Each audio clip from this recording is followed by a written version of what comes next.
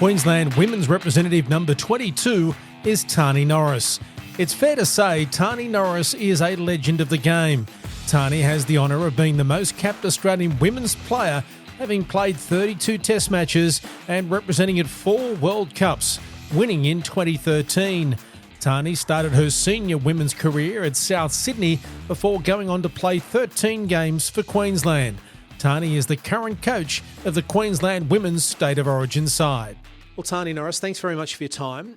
As we sit here today, and you are the coach of the Queensland women's Origin team, it must give you a sense of pride to see where and how far the women's game has come. Oh, it's insane. Like the change in the game, and not only like on the field with how good the girls are playing and how fast the game's progressed and how fast they're playing and their strength. There's so many things, attributes about the women's game that have changed, but the off-field component and the amount of support for the women's game is really what I'm gravitating towards, of the respect that we're now getting in the women's game, and not only from other females playing the game, but the male counterparts of the game, the respect. They love coming to watch the game. I think it's really exciting, and I think that's the part that for me is really special and what I really take on board when everyone talks about the women's game now. We'll talk more about that a bit later, but let's get into the Tahnee Norris story and how you have ended up where you are.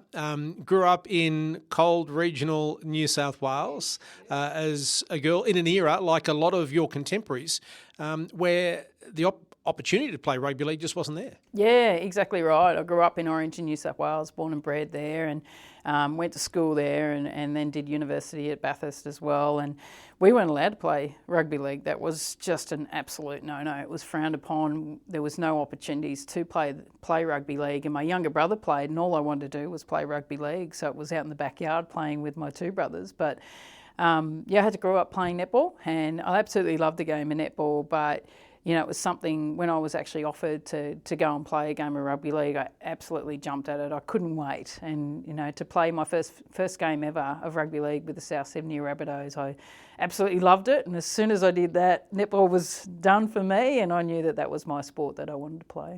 So tell us about that experience, because I think, you're at university when that opportunity arose? Just after uni, yeah. So I moved to Sydney just after university, and I was actually working at Netball New South Wales at the time, and one of the girls I worked with said that she played rugby league, and I just went, we're not allowed to play. She said, no, we are. There's a competition running in New South Wales, and she said, come and have a game, and that's where it was. First game with the Bunnies, and didn't look back after that. So what was that like when you rocked up for that first training session?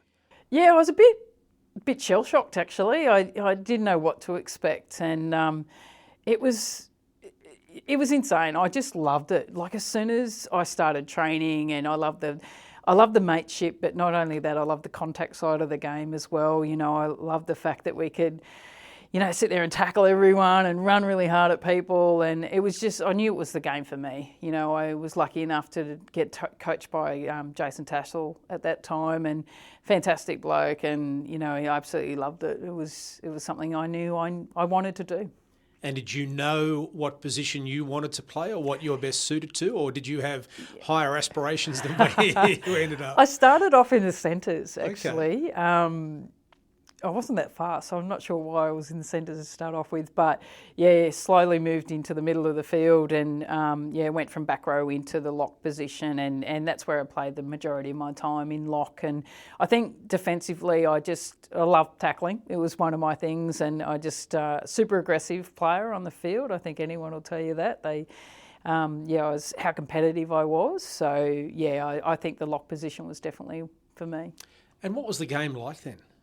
Yeah, I think it was hard because it wasn't looked upon as girls to play rugby league. There was no respect there, and it was really hard to get any sort of support, especially in the male side of the game. So the people that were working behind the scenes were really working hard to gain that respect, but it just wasn't there. It was so hard to even get a jersey. We played one year for Queensland, and we actually didn't even get given jerseys from the QRL. We actually had to play in Burleigh Bears jerseys. So, and that was really tough for us, that we couldn't even get a jersey out of our own state body, which was really quite sad. But that's completely changed now.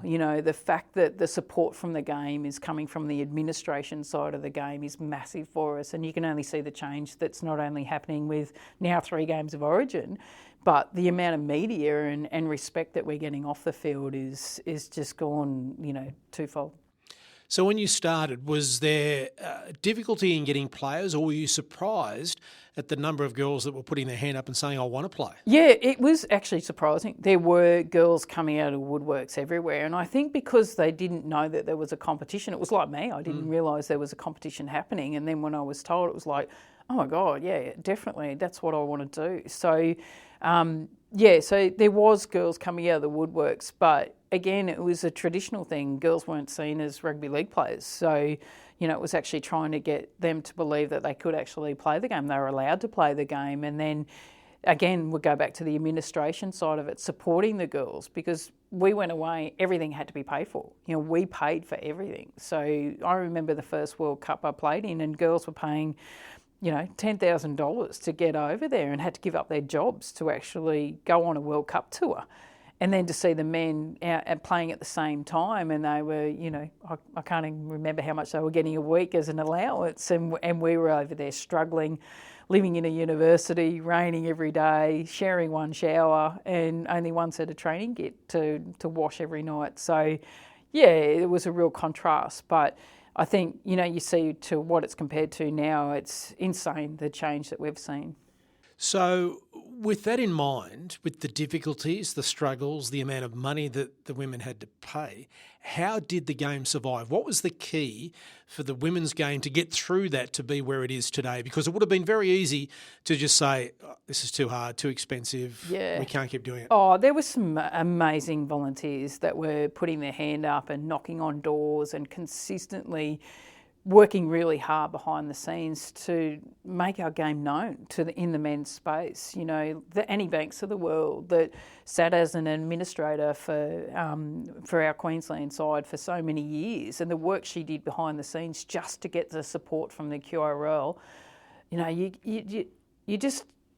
You don't understand how much she did. And there's volunteers like that. Veronica White was another one that was doing so much work behind the scenes in New South Wales, and to get that collaboration and support, and they just kept knocking on doors. You can't underestimate the work that they've done to actually get us to the point that we're at now, and to get recognised, and for the girls to be seen and finally paid as well. So you're playing for Souths, and you're doing something you never thought you'd do.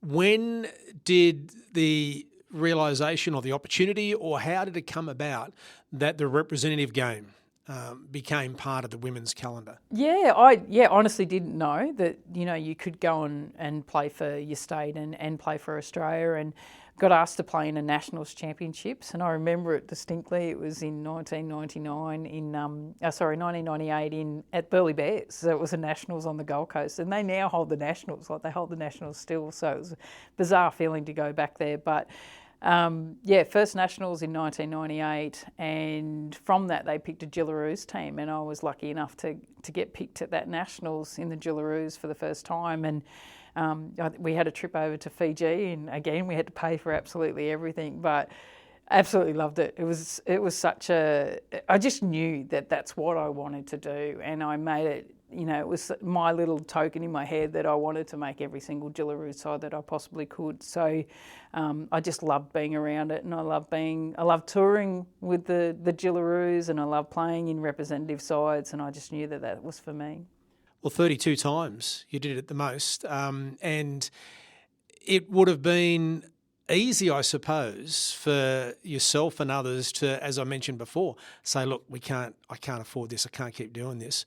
What, outside of your love of the game, was there any other motivation other than just that love of the game? I guess for me, because I knew when I first started playing, I was like, this is the sport for me. I wanted to be the best that I could be. When I finally got the chance to play, and I just didn't want to give up that spot. I just loved it so much. I was so competitive, and how I always treated myself. Even though we were never professional, but I treated myself as a professional athlete.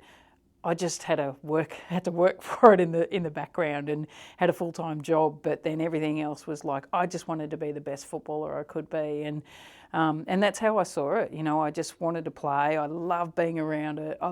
Like I said, I love touring. I love playing the game. I love the physicality of it, and then I loved being around my teammates as well. I think it's such a special game. We learn so much from it, from not only, you know, the toughness of it on the field, but the mateship and the values that you get from it off the field as well. What does it mean to you to be a Queensland women's representative, be part of that elite group that have played rugby league for Queensland? It's special for me, and I think, you know, I've got a different story, and I've spoken to the girls about this that are now coach around. My background is different. You know, I did play for New South Wales first, of how we had the interstate challenge and growing up in New South Wales. But, you know, I always tell the girls, they don't get it. Like, the New South Wales girls absolutely do not get what it means to have the Q on your chest. Like, they absolutely don't understand how passionate Queenslanders are and how much it means to them to play in this jumper. And I think, you know, it was always special to me. You know, the amount of times that we won, you know, Murph and I played so many games together, and I remember standing, and every year she'd go, oh, they've got a stronger side this year. And we're like, no, we're right. Because we just knew how much it meant to us as Queenslanders to win those games. And, you know, it's a really special thing, I think, playing for Queensland. And I remember Choppy coming out and talking to us. You know, he presented the jerseys to us, and I'd only just transferred from New South Wales to Queensland. And as soon as he spoke to us, and I get goosebumps now about it still now, but I just wanted to run through a brick wall for this bloke. You know, like, I just got it straight away that the passion, the story, the hate, you know, all of that, it just resonated with me, and I just went, yeah, that's me. You know, it's just such a special thing to wear this Queensland jersey, and, you know, and that's what we're trying to instill in our girls now. You know, it is that little bit different with the girls that are coming through. They're now professional athletes, where, you know, we just want to make sure that it still means the same thing. You are in a relatively unique situation whereby you've been pretty much from the start of the development of the women's game to where it is now. Can you encapsulate the improvement in the game since when you made your debut for the Bunnies to now coaching a Queensland State of Origin side? How much better are the women players now than when you started? Yeah, I think, and don't get me wrong, there were some fantastic players running around. I think it's hard when you're comparing. Well, they'd still be good in any era. That's exactly. If they had the same opportunities, But the development of the game has been extraordinary. Oh, and what we're seeing now, we're literally seeing the first generations of girls that are coming through that have played from 12 all the way through. So we had this where they couldn't play after 12 years of age, and they'd go and play other sports, and then they'd come back to our sport at 17 and 18 years of age. Now these girls are all the way through have played footy. So their understanding of the game, their skill sets, their physicality, it's completely different. You know, you get into a rep training camp now, and you don't have to backtrack on things, skills that they haven't learned in the past. Now they're like, yeah, I understand that, coach. Happy days. Let's move on. We're up to the next level. So that in itself is exciting. The game is so much faster. The girls are so much more physical. They train so much more. You know, it's amazing, the standard of play at the moment. And you know, I think it's interesting. I went to an NRLW grand final. I thought I'd just sit in the crowd incognito and watch this grand final up at Redcliffe a couple of years ago. And I walked out of the grand final at the end of the game. It was a fantastic game. The whole day was great. Oh, it was just such a good quality game. And I remember walking back to my car, and there was 3 generations of a family walking back in front of me talking about the game. And so it was a son, father and grandfather. And they weren't there to watch anyone they knew in that game. They were actually there to watch a really good game of footy. And that in itself was just showed, you know, the quality of the game that we're putting out there in the female space. And to see them go just to watch quality footy, that just excites me.